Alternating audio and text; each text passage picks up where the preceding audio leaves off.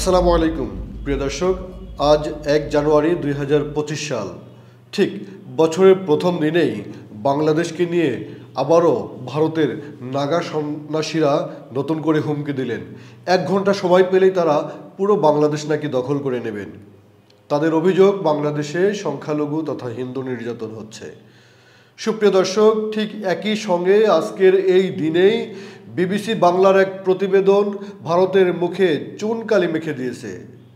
ভারতের মুখে এই কারণে বলছি, ভারতে বাংলাদেশে গত আগস্ট মাসের 5 তারিখে যে অভ্যুত্থান হয়েছে, এরপর থেকে ভারতে হিন্দুত্ববাদী সরকার এবং তাদের নেতাকর্মীরা বাংলাদেশ সম্পর্কে যেই কথাগুলো বলে আসছে, যেই ন্যারেটিভ দাঁড় করানোর চেষ্টা করছে, শুধু তাই নয়, সেখানে সরকারের বিরোধী দল যারা রয়েছে সেই দলের নেতা নেত্রীরা থেকে শুরু করে বিভিন্ন পর্যায়ের মানুষ এবং বিভিন্ন মিডিয়া যেভাবে বাংলাদেশের বিরুদ্ধে মিথ্যা অপপ্রচার করেছে, যে একটি ন্যারেটিভ দাঁড় করিয়েছে যে বাংলাদেশে ব্যাপক সংখ্যালঘু নির্যাতন হচ্ছে এবং নির্যাতিতরা তারা অকাতরে ভারতে অনুপ্রবেশ করছে, সেই তথ্যের মুখে একেবারে পুরোপুরি চুনকালি লাগিয়ে দিয়েছে বিবিসি বাংলা।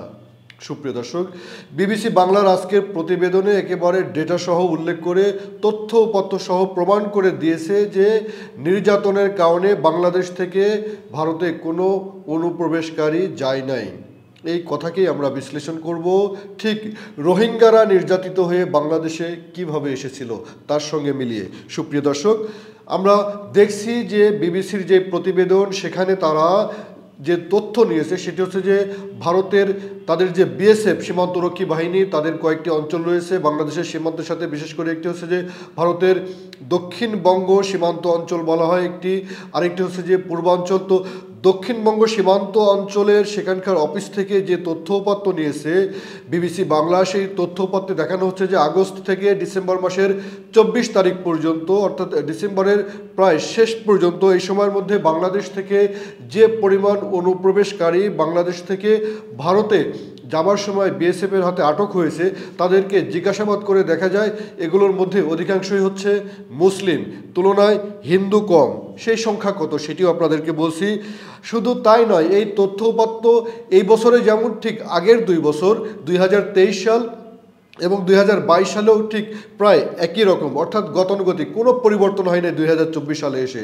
তাহলে ভারতের মিথ্যা অপপ্রচার কতটা তুঙ্গে উঠেছে, মিথ্যা ন্যারেটিভ দাঁড় করানোর চেষ্টা করেছে, সেটি এখন খুব সহজেই অনুমেয়। সুপ্রিয় দর্শক, আরেকটি তথ্য এখানে উঠে এসেছে, সেটি হচ্ছে যে এই যে যারা অনুপ্রবেশ করতে গিয়েছে তাদেরকে কিন্তু বিএসএফ জিজ্ঞাসাবাদ করেছে তারা কি কারণে গিয়েছে, সেই সব তথ্য কিন্তু উঠে এসেছে। সেই কথাগুলোই আপনাদেরকে বলছি।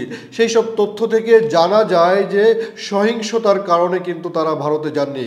মূলত বিএসএফের দেওয়া তথ্যপত্র থেকে যেটি জানতে পেরেছে বিবিসি বাংলার প্রতিবেদকরা, সেটি হচ্ছে যে বাংলাদেশ থেকে যেসব হিন্দুরা অথবা মুসলিমরা এর মধ্যে ভারতে অনুপ্রবেশ করতে গিয়েছেন, তারা মূলত অনেকের রয়েছে ভারতে পরিবার বা পারিবারিক সম্পর্ক রয়েছে উভয় দেশের মধ্যে, আবার অনেকের রয়েছে একেবারেই নিয়মিত ব্যবসা বাণিজ্যের সম্পর্ক।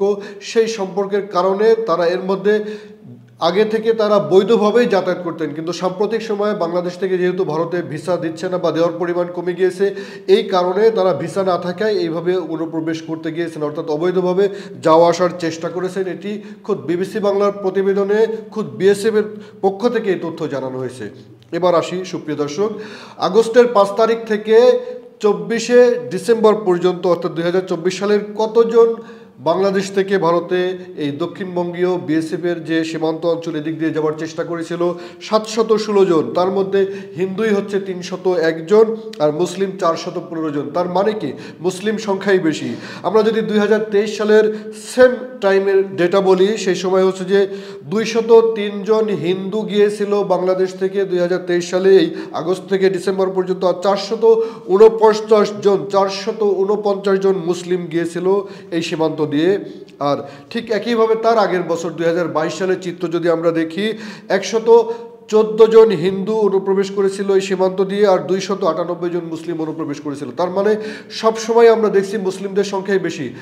আপনারা আরও বেশি অবাক হবেন, এখন থেকে প্রায় 30 বছরেরও বেশি সময়ের আগের একটি চিত্র। পশ্চিমবঙ্গের মুখ্যমন্ত্রী ছিলেন সেই সময় জ্যোতি বসু। সেই জ্যোতি বসু একটি প্রবন্ধে লিখেছিলেন 1992 সালে।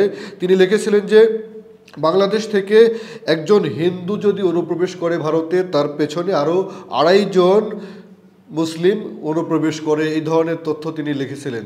তার মানে কি, আমরা দেখছি যে এটি আজকের অথবা গত 2023-22 নয়, একেবারে পূর্ব থেকেই এই ঘটনা ঘটে আসছে মূলত। আর এই যাতায়াতটি মূলত সহিংসতার কারণে নয়, তারা মূলত যাওয়া আসা করে তাদের নিজস্ব নিত্যনৈমিত্তিক, পারিবারিক এবং অন্যান্য ব্যবসায়িক কারণে। তার মানে কি, আমি যে কথাটি বলতে চাই যে বাংলাদেশকে নিয়ে গত আগস্টে বিপ্লবের পর থেকে এখন পর্যন্ত যে ধরনের মিথ্যা ন্যারেটিভ দাঁড় করানোর চেষ্টা করা হয়েছে, তার মুখে চুনকালি লেপন করেছে বিবিসি বাংলা। সুপ্রিয় দর্শক, আমি যে কথাটি বলে এই আলোচনা শেষ করতে চাই সেটি খুব ইম্পর্টেন্ট। আপনাদের মনে আছে 2016-17 সালের কথা, সেই সময় মিয়ানমারে রোহিঙ্গাদের উপরে যে নির্যাতন হচ্ছিল, এত ভয়াবহ নির্যাতন সহ্য করতে না পারে নিজের ঘর বাড়ি সম্পদ সব কিছু ছেড়ে, এমনকি একটি সম্পদও না নিয়ে সব কিছু ছেড়ে মিয়ানমারের রোহিঙ্গা মুসলিমরা তারা একেবারে নদী পাড়ি দিয়ে, পাহাড় চড়াই উত্তরে পাড়ি দিয়ে পা ফুলে গিয়েছে, ফেটে গিয়েছে, কেটে গিয়েছে। আমি সচক্ষে দেখেছি সেই সময় সেখানে তারা কিভাবে বাংলাদেশে অনুপ্রবেশ করেছে। তার মানে কি, নির্যাতন যখন হয় তখন সীমান্তে আটকে রাখা যায় না।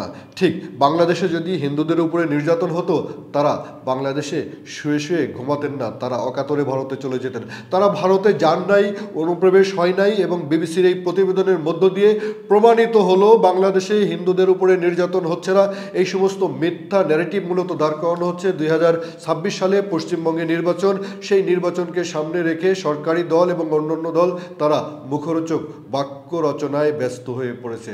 সবাই ভালো থাকুন। অনুষ্ঠানটি দেখার জন্য ধন্যবাদ।